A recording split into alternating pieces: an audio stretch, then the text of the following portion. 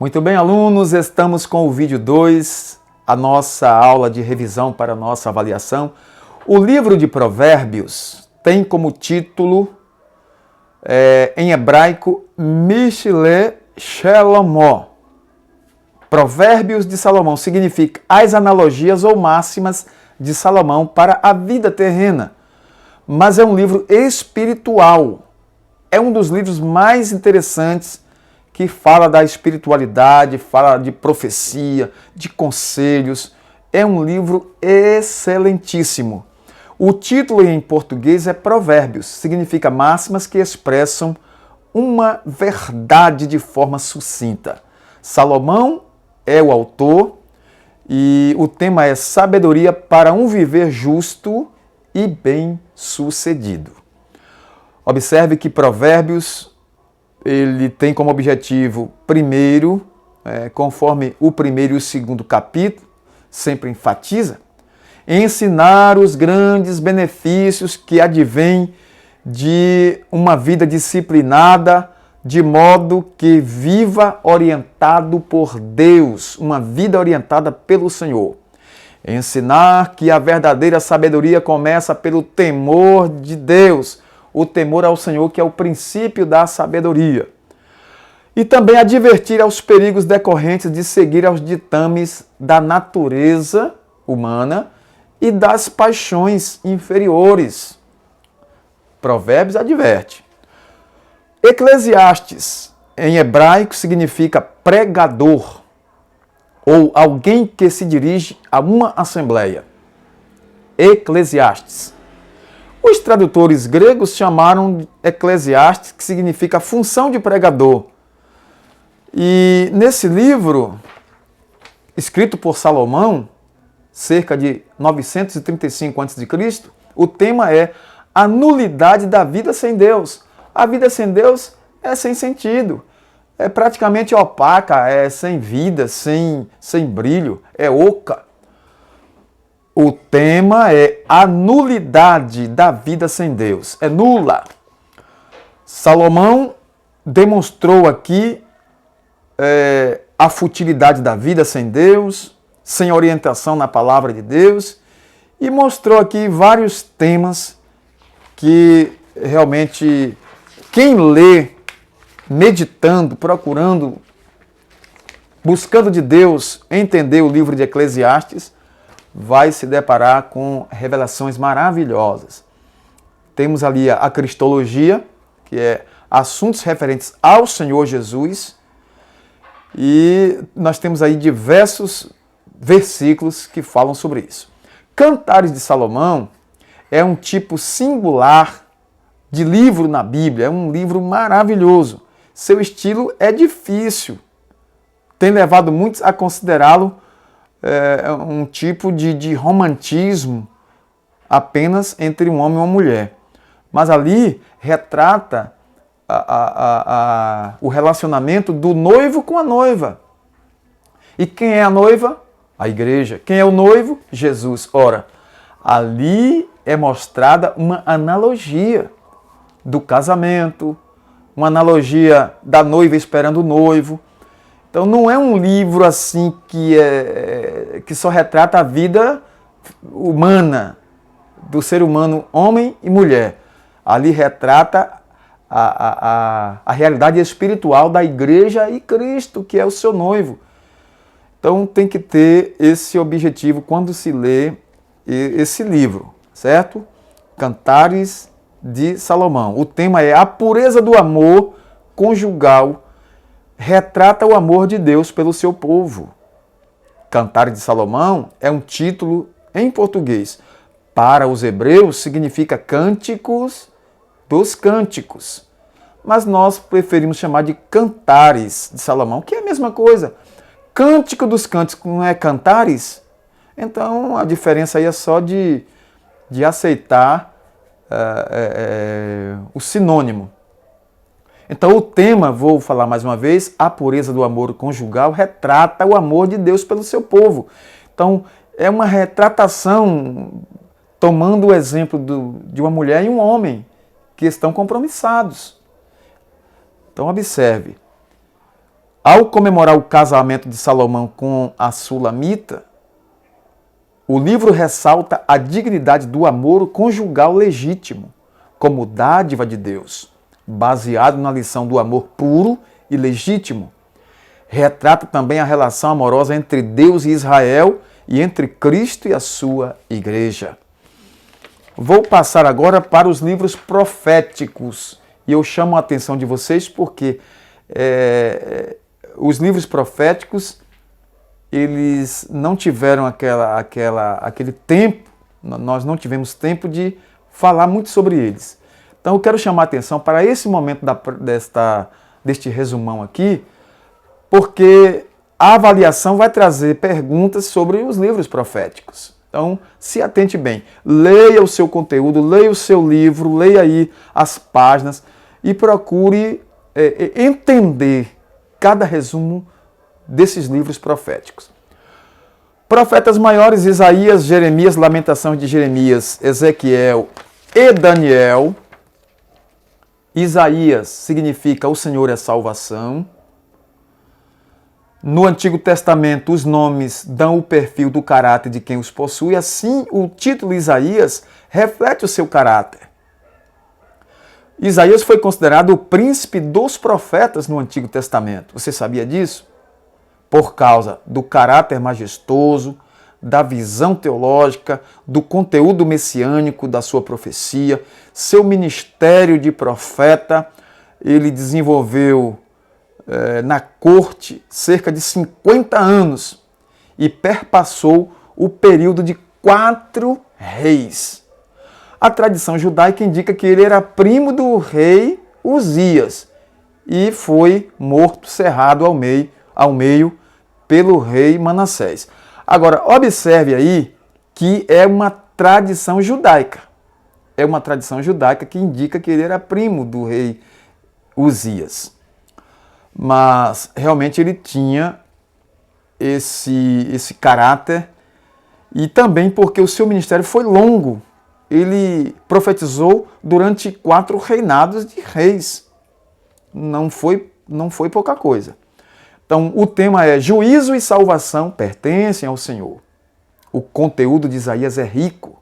Podemos resumir seus muitos objetivos em apenas 2. Admoestar Israel do iminente julgamento devido à idolatria e às alianças seculares com aquelas nações ímpias, e lembrar à nação o programa divino de libertação. Certo?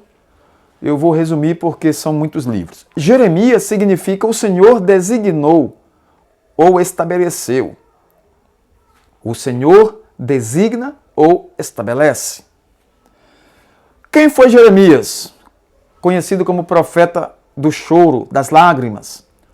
Toda a sua vida foi envolvida em profecia. Ele nasceu em Anatote, em 647, filho de Ilquias, que possivelmente foi sumo sacerdote na ocasião da reforma de Josias.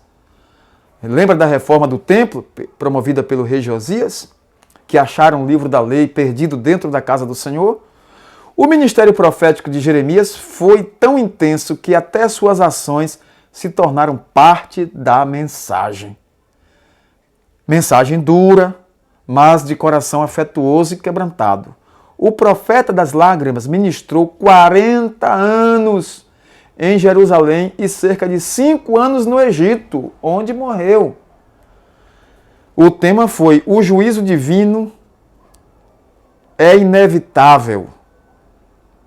O juízo divino e inevitável de Judá. Judá não teve como se livrar do juízo de Deus. Lamentações de Jeremias é chamado de lamento, significa alto choro, ou como os judeus chamavam de Eka, quer dizer como. Foram lamentações, expressão do coração. O livro é anônimo, mas a tradição judaica atribui ao próprio Jeremias. O tema é tristeza presente e esperança futura.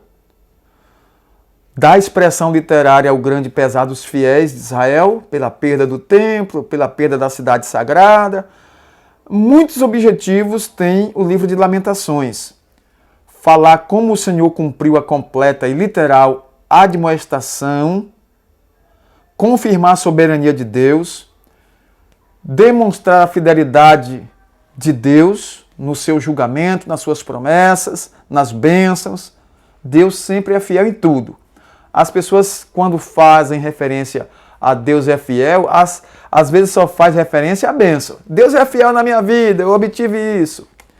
Deus é fiel porque eu ganhei isso. Deus é fiel em tudo. Deus é fiel no julgamento, Deus é fiel no castigo, Deus é fiel nas promessas. Deus é fiel em tudo. Deus é justo e fiel. O livro de Ezequiel significa Deus fortalece. Este é o título do livro. Quem foi Ezequiel?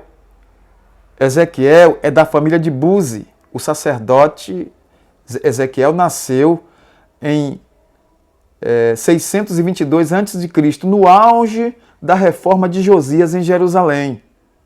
Veja que Ezequiel e Jeremias foram contemporâneos, quer dizer, da mesma época. Ele recebeu a primeira visão aos 30 anos de idade. Foi exilado com Jeoaquim em 597, quando Nabucodonosor levou para a Babilônia o que havia de melhor na terra de Israel. Aí levou também Ezequiel. Viveu numa colônia judia chamada Tel Abib, junto ao rio Quebar, ali próximo ao canal do Eufrates. O tema do livro é o juízo e a glória de Deus. O profeta transmitiu a mensagem do juízo divino sobre Jerusalém, sobre as nações vizinhas, mas com o objetivo de conduzir ao arrependimento e fé. Deus sempre promovia isso para que as pessoas, tanto de Israel como das nações ao redor, se arrependessem. Através do arrependimento e fé, Deus restauraria. Mas como eles não se arrependiam, então vinha realmente o cumprimento do juízo, e vocês observam aí como isso aconteceu nas histórias, desde Gênesis até Malaquias. Por quê? Porque estamos falando do Velho Testamento. Daniel, um dos jovens levados cativos para a Babilônia, foi um profeta que nasceu em Jerusalém em 623, de família real. Foi levado para a Babilônia como cativo no primeiro exílio de 605.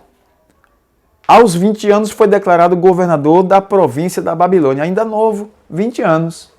Por quê? Porque foi um jovem fiel, um profeta novo, fiel. Daniel é um exemplo de fidelidade em terra estranha, em terra alheia. Lá na Babilônia, onde mudaram nomes, mudaram costumes, tentaram mudar tudo naqueles jovens, mas não conseguiram mudar o que estava no coração, não tiraram Deus do coração daqueles jovens. Então, Daniel, Ananias e seus companheiros, Daniel, Ananias, Misael e Azarias, são os principais aqui. Existiam outros jovens que também eram cabeças, mas esses se destacaram. E Daniel, aos 20 anos, já estava governando uma província lá em Babilônia. O tema do livro é a soberania de Deus sobre as nações e também a soberania de Deus na história. Então, observe aqui que Daniel é um dos principais profetas do Antigo Testamento. Sua fidelidade, seu amor a Deus, seu zelo, mesmo em terra estranha. Observamos que Daniel, ele viveu praticamente a vida inteira fora da sua terra. Passou dos 70, Daniel envelheceu em terra estranha e nunca deixou de servir ao verdadeiro Deus. Daniel é um exemplo de fidelidade. Saindo dos profetas maiores, vamos adentrar agora aos profetas menores, que quer dizer menores escritos. Oséias, que quer dizer salvação. O que se conhece de Oséias é que seu ministério foi desenvolvido no Reino do Norte, ou seja, Israel. Reino do Sul, Judá. Reino do Norte, Israel. Então, Oséias profetizou em Israel, Reino do Norte. Ele profetizou nos últimos 30 anos antes do cativeiro. Tudo indica que antes do cativeiro mudou-se para o sul. Tudo indica. Seu contemporâneo no Reino do Sul foi Isaías. O Reino do Sul, Judá. Seu contemporâneo foi Isaías. O tema do livro é o julgamento divino e o amor redentor de Deus. Enfatizou o amor imutável de Deus pelo seu povo, convocou Israel, que estava na infidelidade, ao arrependimento, advertiu das consequências, e assim Oséias tem uma história linda no ministério profético de Israel. Tem algo aqui que é bem peculiar, eu vou ler aqui para vocês. Observe aqui o seguinte: a esposa infiel de Oséias retrata a infidelidade de Israel, indo após os ídolos. Gomer cometeu adultério físico, Israel cometeu adultério espiritual. Deus fez essa analogia e mostrou isso para referir-se a Israel como uma nação adúltera espiritualmente. O amor de Deus por Israel, enfatizado pelo profeta Oséias, retrata o amor de Cristo pelos judeus e pela igreja. Tudo tem aplicação espiritual. Nada na Bíblia é sem conexão. Desde Gênesis, tudo se encaminha para o cumprimento em Cristo. Por isso que Jesus disse que nem um jota e nem um tio cairia da lei sem que tudo se cumprisse. Então, está escrito que tudo que antes foi escrito para o nosso ensino. Então, o Novo Testamento é maravilhoso, o Velho também é maravilhoso. O Antigo Testamento deve ser valorizado, amado, lido, obedecido. Por quê? Porque é a Bíblia. A Bíblia é o Antigo e o Novo Testamento. É a Bíblia. O livro de Joel, o profeta Joel, o nome significa o Senhor Javé é Deus. É o significado de Joel. O conteúdo do livro indica que morou e profetizou em Judá e também em Jerusalém. As frequentes referências a sacerdotes indicam que ele era de linhagem sacerdotal. O tema de Joel é o grande e terrível dia do Senhor. Joel é um dos profetas também que mais profetizou acerca do derramamento do Espírito Santo. Está em Joel um dos versículos mais lindos sobre o derramamento do Espírito Santo no Novo Testamento.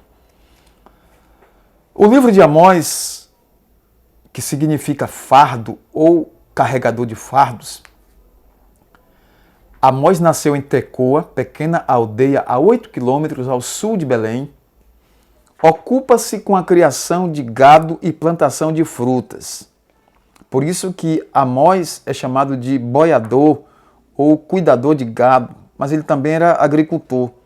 Embora não tenha frequentado a escola de profetas, era, além de fazendeiro, pregador, intelectual e hábil escritor, ele tinha um profundo senso de justiça social e coragem nos confrontos.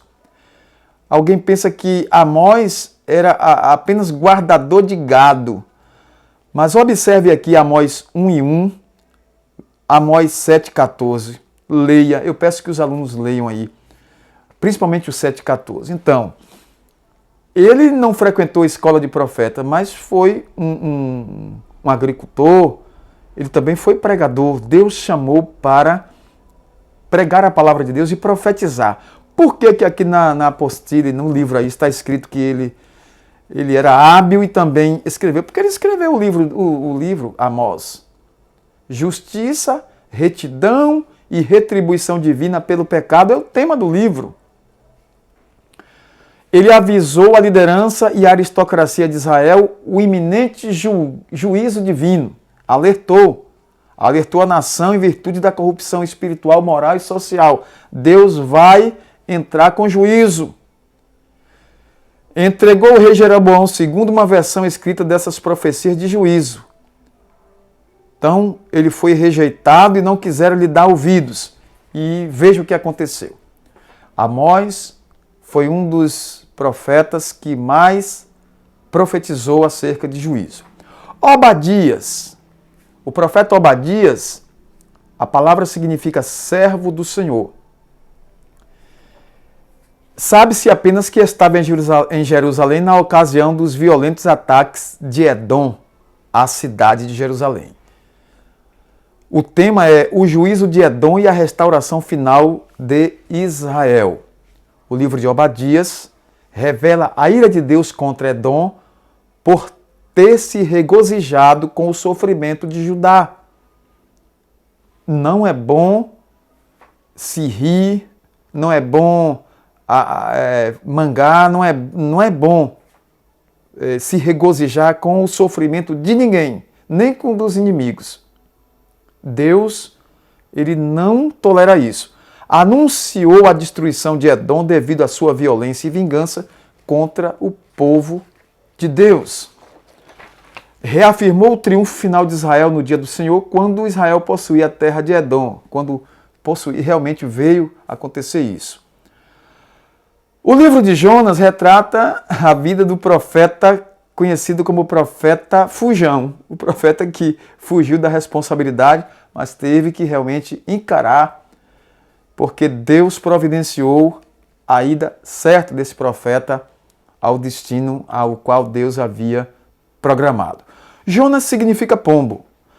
O profeta é citado em 2 Reis 14, 25, filho de Amitai, da cidade de Gat-Efé, uma aldeia ali de Zebulon. A tradição judaica identifica-o com o filho da viúva de Sarepta, que Elias ressuscitou.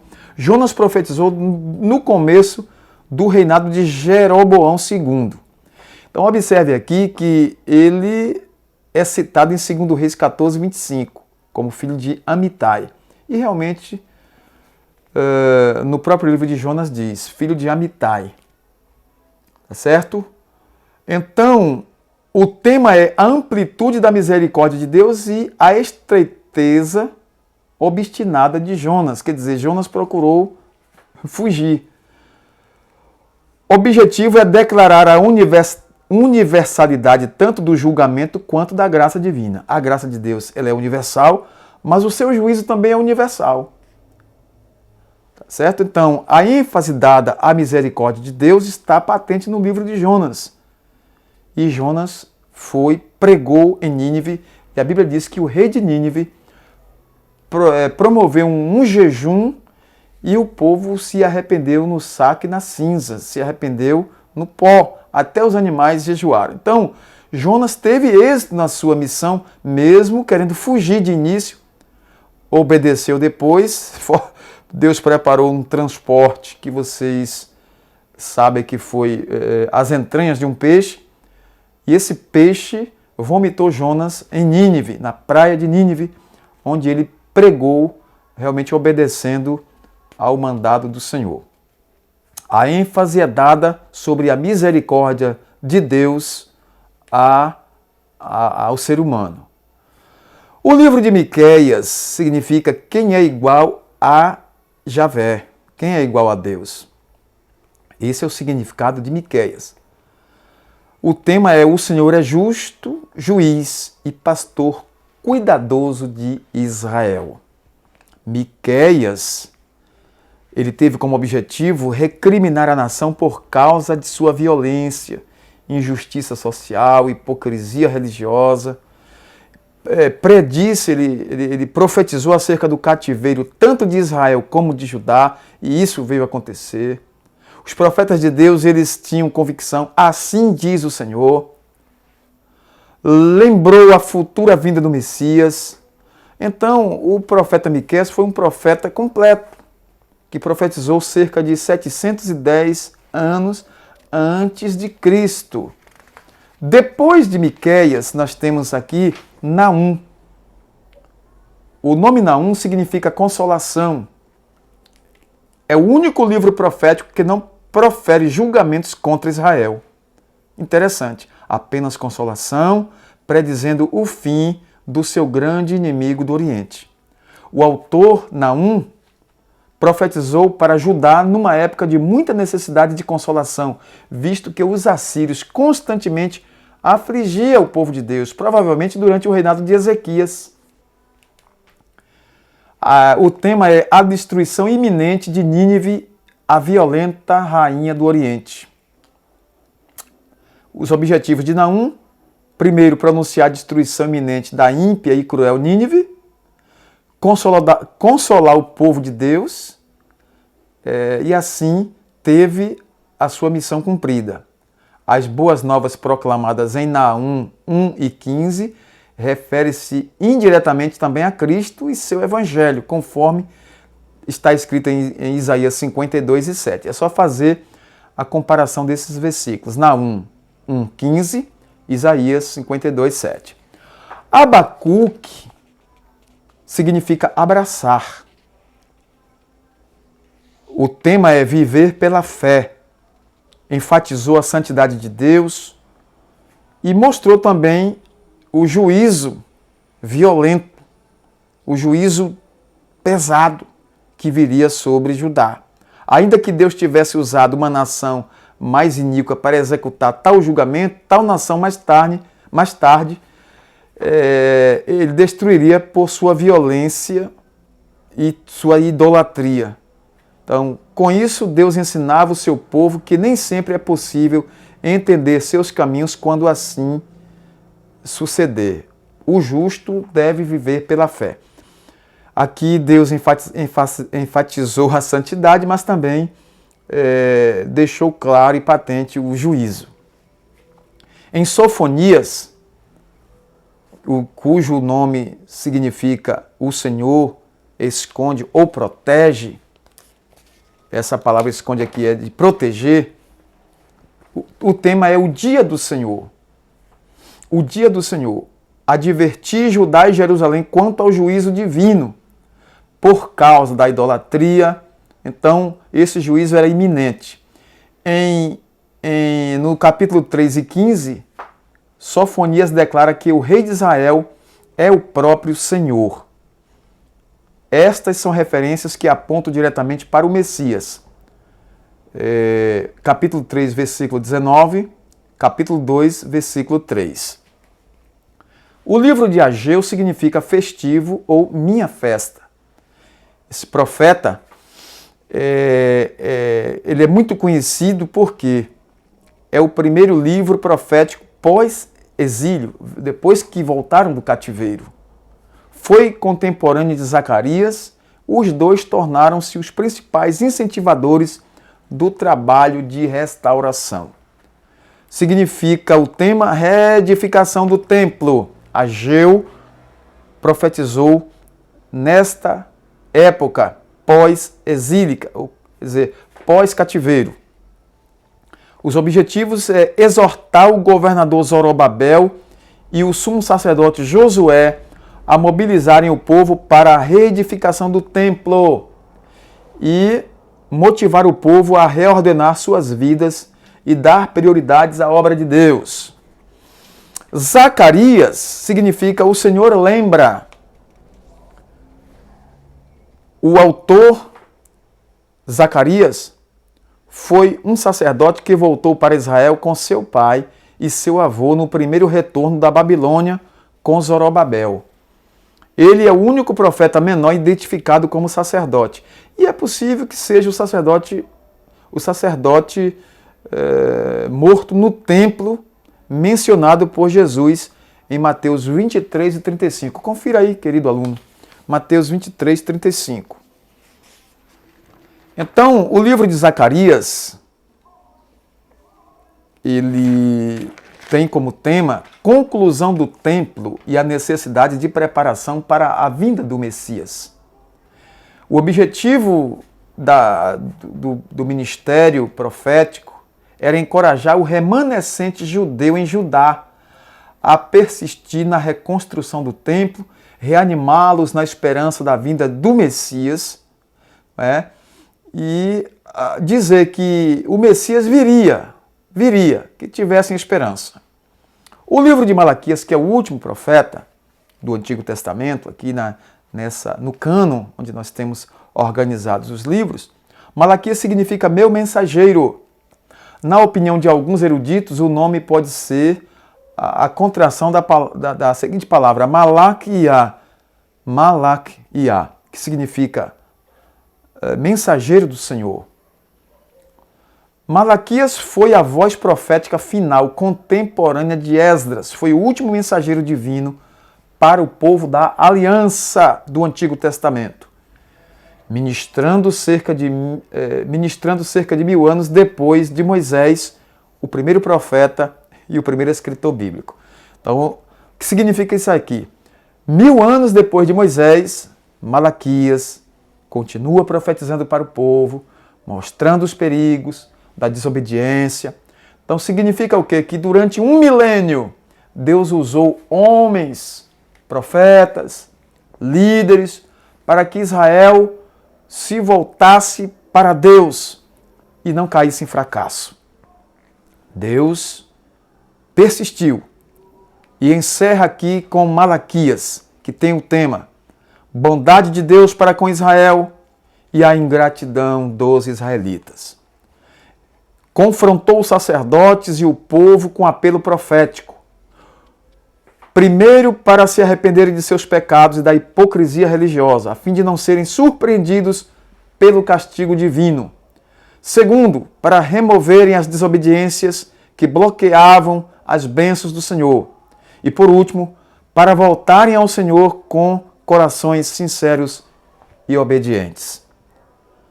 A referência cristológica mais brilhante de Malaquias está no capítulo 4, que reconhece a Cristo, o sol da justiça, que voltará em poder para julgar e punir os inimigos e restaurar e abençoar o seu povo.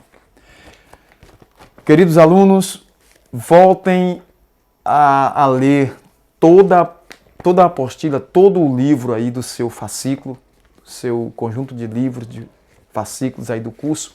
Leiam novamente, leiam e procurem entender, lendo os versículos principais, todos os versículos que vocês puderem ler, para entender, porque na nossa avaliação a gente pede o essencial.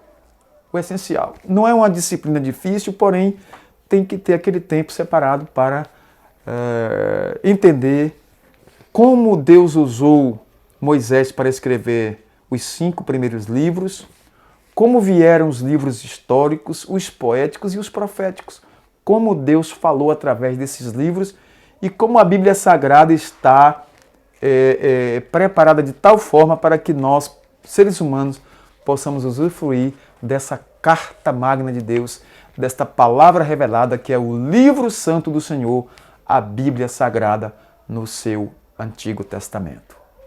A todos, nosso muito obrigado e até a nossa avaliação. Deus os abençoe em Cristo Jesus.